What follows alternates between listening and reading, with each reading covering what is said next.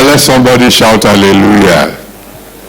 I just want to make a little contribution to the topic of how unity could help us or help the church to overcome all the attacks of Satan upon the Church of God in the world today. You see, in mathematics, we have what we call the set of numbers. In other words, when we find certain numbers obeying certain rules, it's the same set of rules, we group them together. For instance, every number that is divisible by 2, we call it the set of even numbers. Any figure, no matter how large, if it can be divided by 2, it belongs to the set of even numbers. If it cannot be divided by 2, we put it together in a set called the set of odd numbers. Now, spiritually, there is a set called the set of the Almighty. In the set of the Almighty, there are only 3 elements in that set. Element number 1 is God himself, the Most High God, the Almighty, the God of all flesh, the one with whom all things are possible. This is number 1 in the set of the Almighty. Number 2 in the set of the Almighty is a man of faith. Mark 9 chapter 23. Mark 9:23. Jesus Christ said, if you can believe, all things are possible to him that believes. All things. And in mathematics, when you say all, it means all, no exception.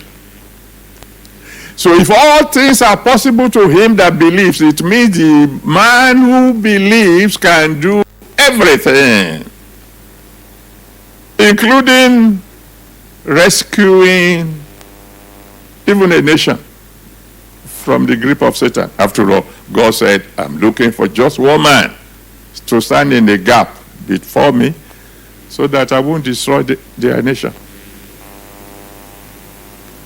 Now, the third people in that set of the Almighty are the people who are united. Genesis chapter 11, verse 6. Genesis 11, verse 6. The Bible records for us that when men began to build a tower that will reach heaven, the Almighty God looked down from heaven and said, these people are united.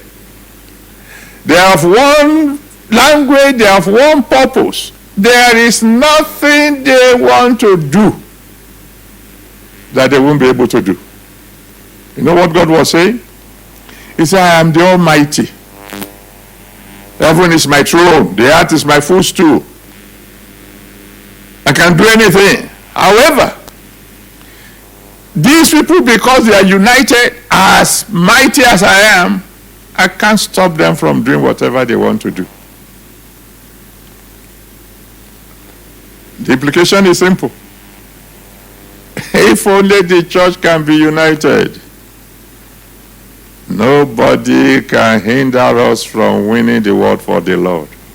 Because if God can't stop us, how can the devil?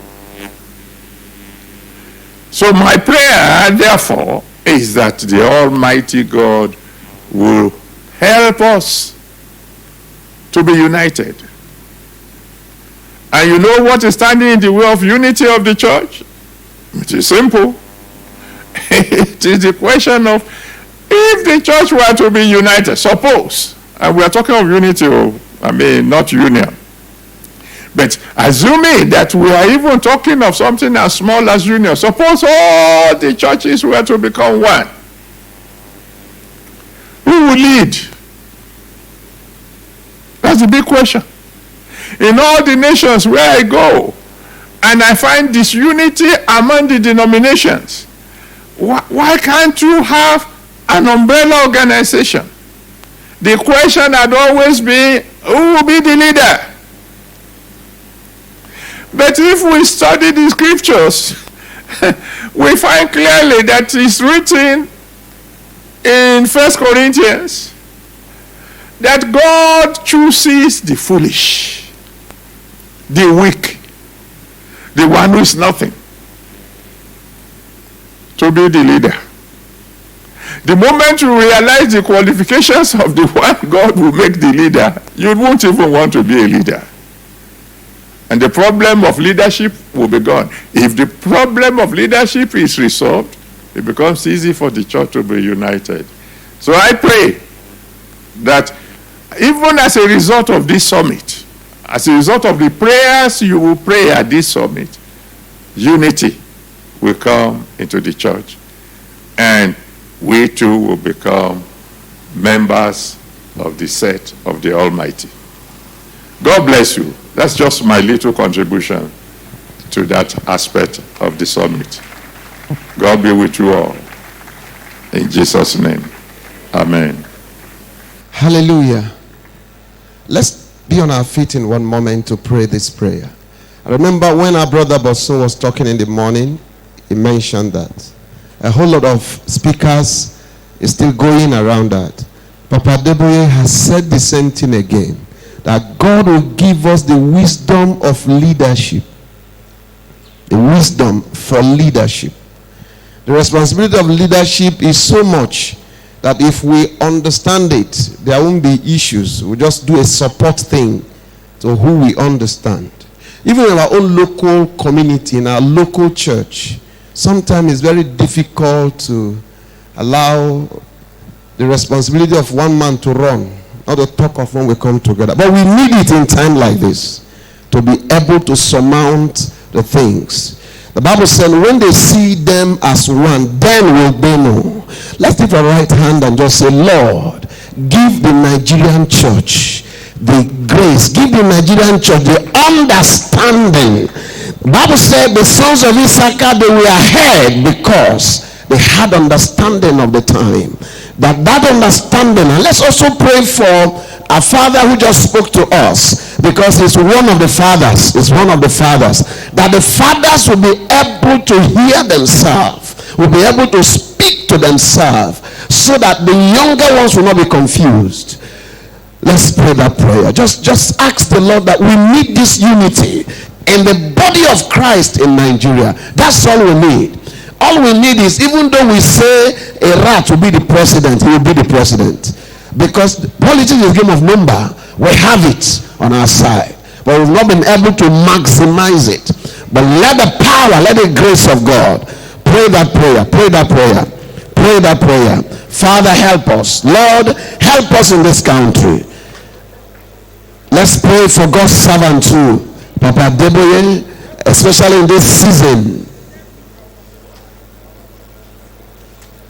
In Jesus' precious name we pray. Father, thank you for hearing our prayers. We say you have and take all the glory.